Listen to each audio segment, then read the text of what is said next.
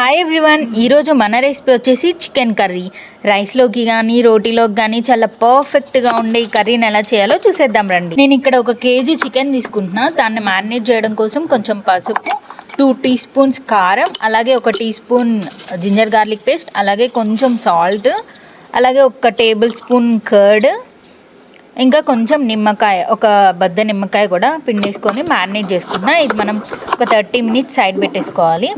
అలాగే నేను ఇక్కడ ఒక 10 పచ్చిమిర్చి, కొంచెం కరివేపాకు, 2 మీడియం సైజ్ ఆనియన్స్ని కట్ చేసుకొని పక్కన పెట్టుకున్నాను. అలాగే ఆయిల్ హీట్ చేసుకుని ఇక్కడ చూపించిన ఇంగ్రీడియంట్స్ అన్ని యాడ్ చేసుకొని కట్ చేసి పెట్టుకున్న పచ్చిమిర్చి కూడా, అలాగే కొంచెం కరివేపాకు కూడా యాడ్ చేసుకున్నాను. ఇలా ఫ్రై అయ్యాక మనం ఆల్రెడీ కట్ చేసి పెట్టుకున్న ఆనియన్ యాడ్ చేస్తున్నాం.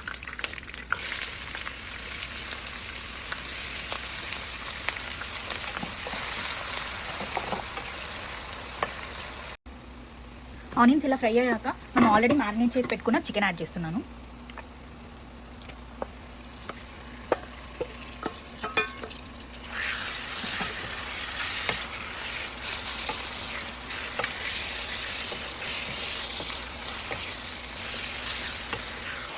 ఇప్పుడు లిడ్ క్లోజ్ చేసి బాయిల్ చేసుకోండి ఒక 5 to 10 మినిట్స్.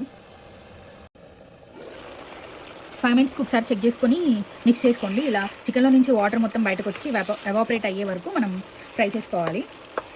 సో మళ్ళీ లిడ్ క్లోజ్ చేసుకొని ఇంకొక 5 to 10 మినిట్స్ ఈ వాటర్ అంతా ఎవాపరేట్ అయ్యే వరకు మనం బాయిల్ చేసుకోవాలి.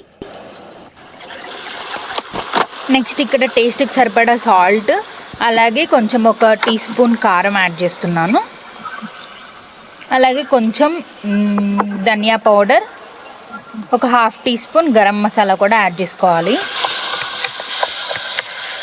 వీటిని మనం ఈ మసాలాస్ అన్నీ చికెన్ గ్రేవీకి పట్టేలాగా మంచిగా మిక్స్ చేసుకొని కొంచెం సేపు లిడ్ క్లోజ్ చేసి, మసాలా అంతా ముక్కలకి పట్టాక ఆయిల్ ఇలా పైకి తేలుతున్నప్పుడు మనం కొంచెం కసూరి మేతి యాడ్ చేద్దాం.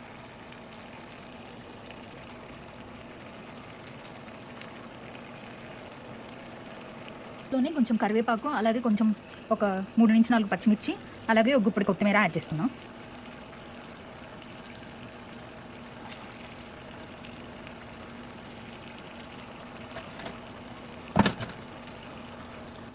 ఇప్పుడు లిడ్ క్లోజ్ చేసి ఒక 5 మినిట్స్ సిమ్లో ఉంచి నెక్స్ట్ ఓపెన్ చేసి మిక్స్ చేయండి.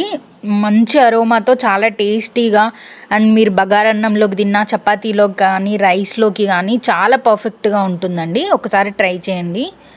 ఇలాంటి మరికొన్ని వీడియోస్ కోసం మన ఛానల్ని సబ్స్క్రైబ్ చేసుకోండి. Thank you for watching.